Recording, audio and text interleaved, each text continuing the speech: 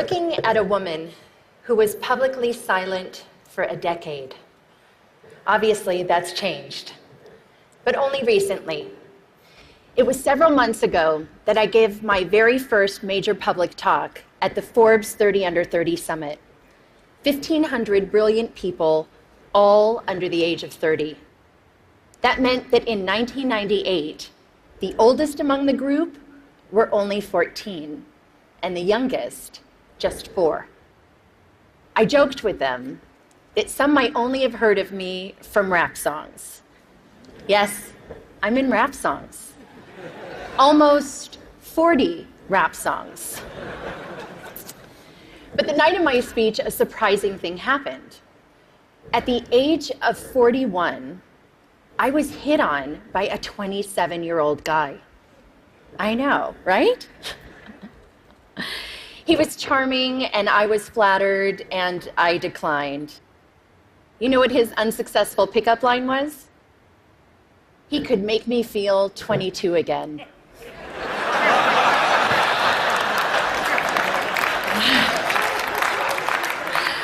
I realized later that night, I'm probably the only person over 40 who does not want to be 22 again.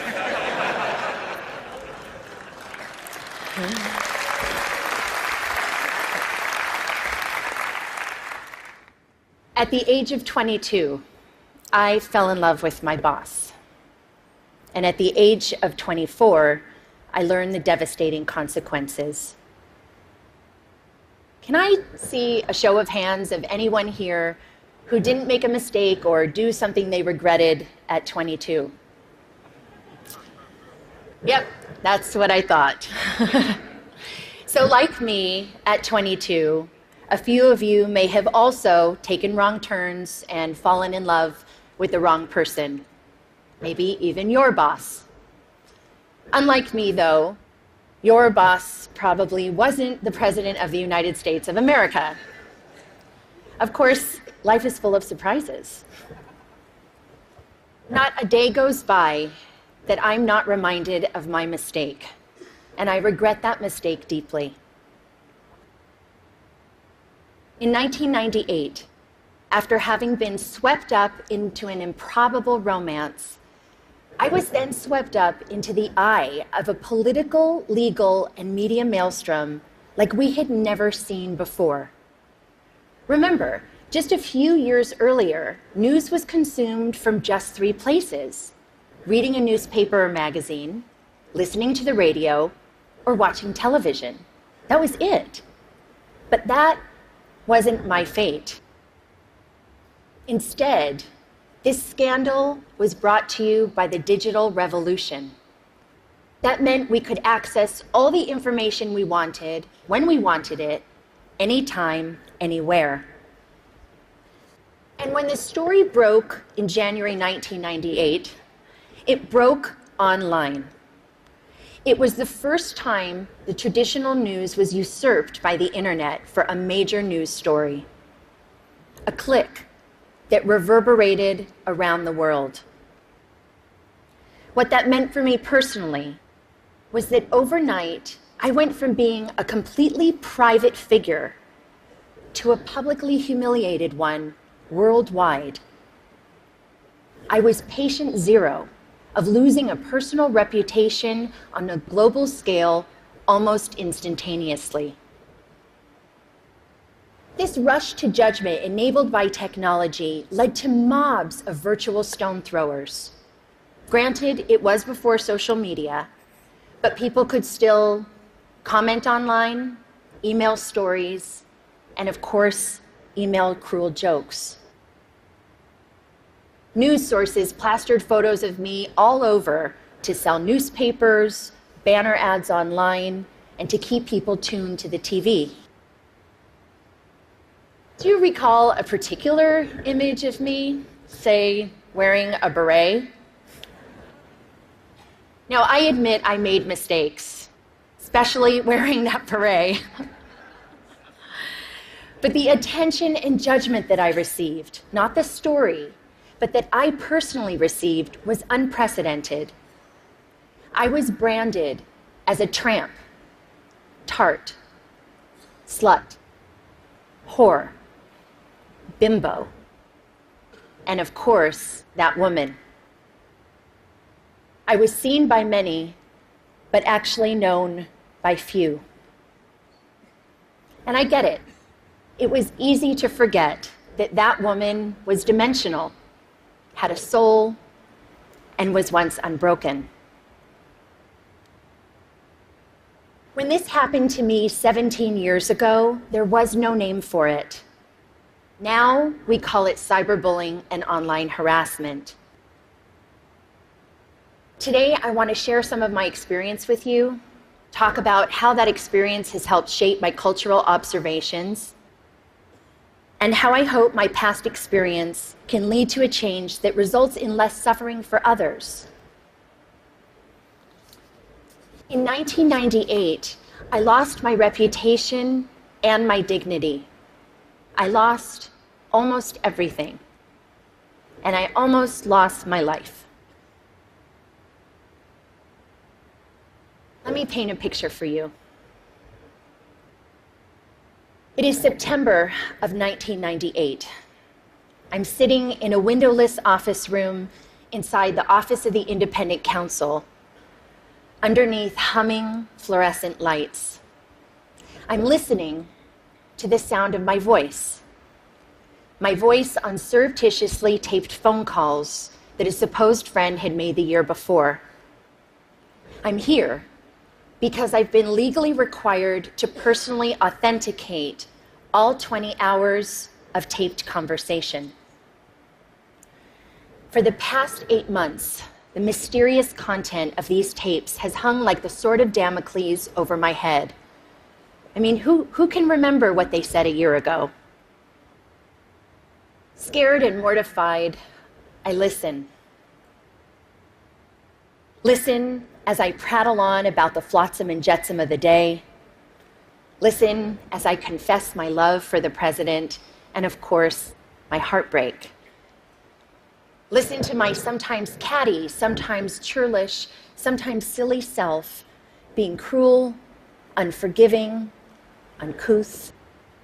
Listen deeply, deeply ashamed to the worst version of myself, a self I don't even recognize. A few days later, the Starr Report is released to Congress, and all of those tapes and transcripts, those stolen words, form a part of it. That people can read the transcripts is horrific enough. But a few weeks later, the audio tapes are aired on TV and significant portions made available online. The public humiliation was excruciating. Life was almost unbearable. This was not something that happened with regularity back then in 1998.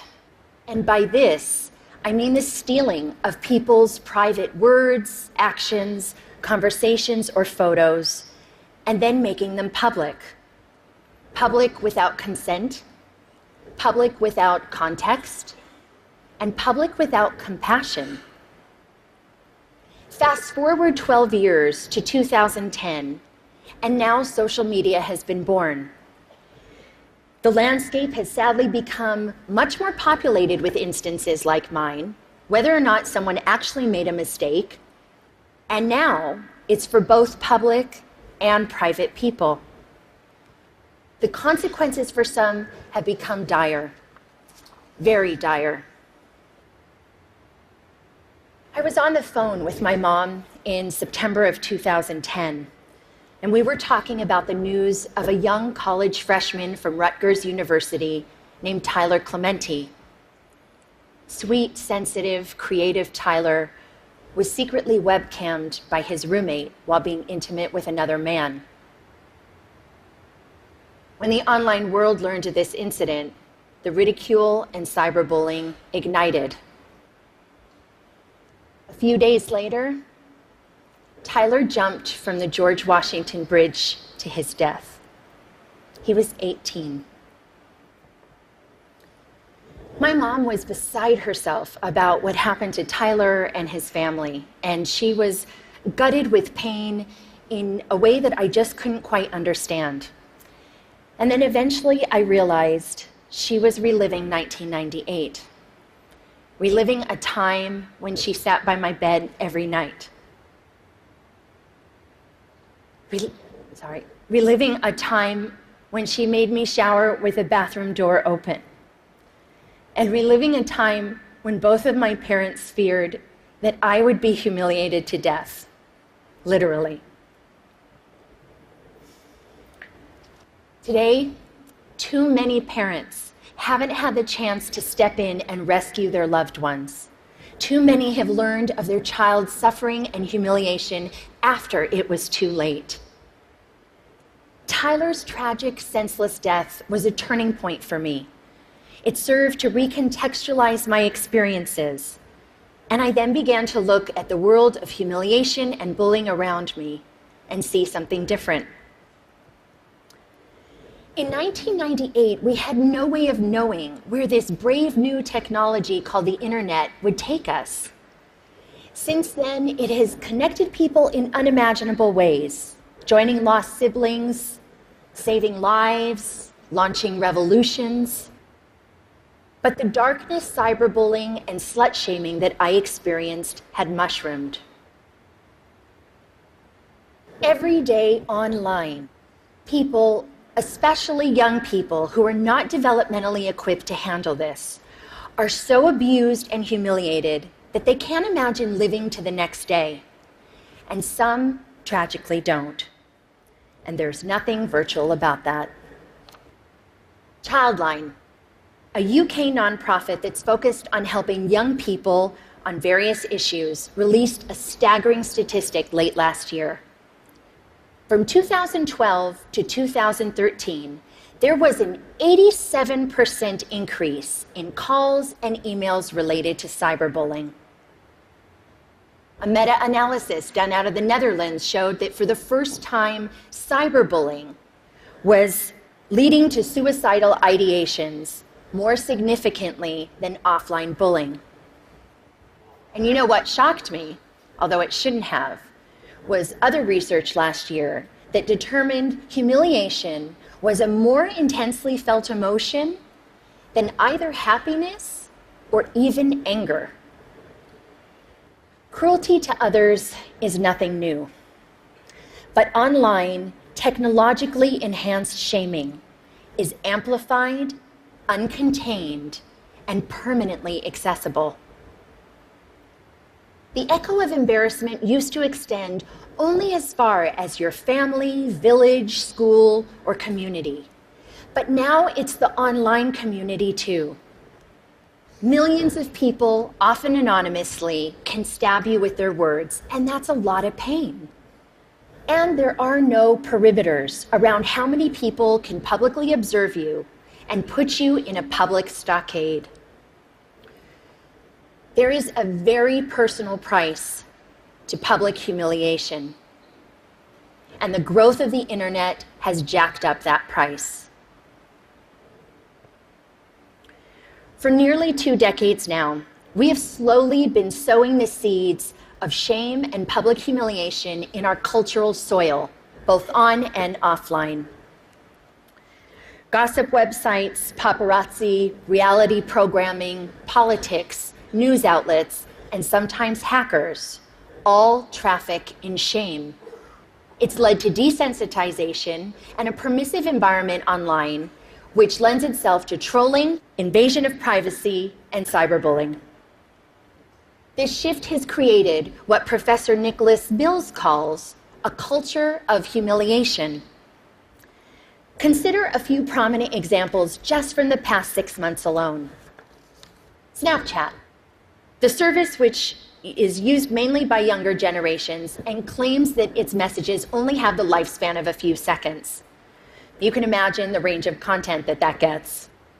A third-party app which Snapchatters use to preserve the lifespan of the messages was hacked, and 100,000 personal conversations, photos, and videos were leaked online to now have a lifespan of forever. Jennifer Lawrence and several other actors had their iCloud accounts hacked and private, intimate, nude photos were plastered across the internet without their permission. One gossip website had over 5 million hits for this one story. And what about the Sony Pictures cyber hacking? The documents which received the most attention were private emails that had maximum public embarrassment value. But in this culture of humiliation, there is another kind of price tag attached to public shaming. The price does not measure the cost to the victim, which Tyler and too many others, notably women, minorities, and members of the LGBTQ community have paid, but the price measures the profit of those who prey on them. This invasion of others is a raw material, efficiently and ruthlessly mined, packaged, and sold at a profit. A marketplace has emerged where public humiliation is a commodity and shame is an industry. How is the money made? Clicks. The more shame, the more clicks. The more clicks, the more advertising dollars. We're in a dangerous cycle. The more we click on this kind of gossip, the more numb we get to the human lives behind it. And the more numb we get, the more we click. All the while, someone is making money off of the back of someone else's suffering. With every click, we make a choice. The more we saturate our culture with public shaming, the more accepted it is, the more we will see behavior like cyberbullying, trolling, some forms of hacking, and online harassment. Why? Because they all have humiliation at their cores. This behavior is a symptom of the culture we've created. Just think about it. Changing behavior begins with evolving beliefs. We've seen that to be true with racism, homophobia, and plenty of other biases today and in the past. As we've changed beliefs about same-sex marriage, more people have been offered equal freedoms. When we began valuing sustainability, more people began to recycle. So as far as our culture of humiliation goes, what we need is a cultural revolution. Public shaming as a blood sport has to stop. And it's time for an intervention on the internet and in our culture. The shift begins with something simple, but it's not easy. We need to return to a long-held value of compassion and empathy. Online, we've got a compassion deficit, an empathy crisis. Researcher Brené Brown said, and I quote, "Shame can't survive empathy.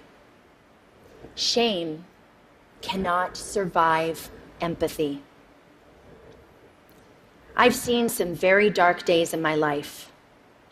It was the compassion and empathy from my family, friends, professionals, and sometimes even strangers that saved me. Even empathy from one person can make a difference.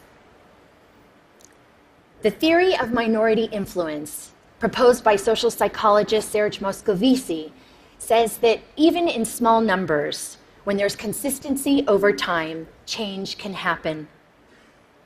In the online world, we can foster minority influence by becoming upstanders. To become an upstander means, instead of bystander apathy, we can post a positive comment for someone or report a bullying situation. Trust me, compassionate comments help abate the negativity. We can also counteract the culture by supporting organizations that deal with these kinds of issues, like the Tyler Clementi Foundation in the US. In the UK, there's Anti-Bullying Pro, and in Australia, there's Project Rocket. We talk a lot about our right to freedom of expression, but we need to talk more about our responsibility to freedom of expression. We all want to be heard, but let's acknowledge the difference between speaking up with intention and speaking up for attention. The internet is the superhighway for the id. But online, showing empathy to others benefits us all and helps create a safer and better world. We need to communicate online with compassion, consume news with compassion, and click with compassion. Just imagine walking a mile in someone else's headline. I'd like to end on a personal note. In the past 9 months, the question I've been asked the most is why? Why now? Why was I sticking my head above the parapet? You can read between the lines in those questions, and the answer has nothing to do with politics. The top note answer was and is because it's time. Time to stop tiptoeing around my past, time to stop living a life of opprobrium, and time to take back my narrative. It's also not just about saving myself. Anyone who is suffering from shame and public humiliation needs to know one thing. You can survive it. I know it's hard. It may not be painless, quick, or easy, but you can insist on a different ending to your story. Have compassion for yourself. We all deserve compassion, and to live both online and off in a more compassionate world. Thank you for listening.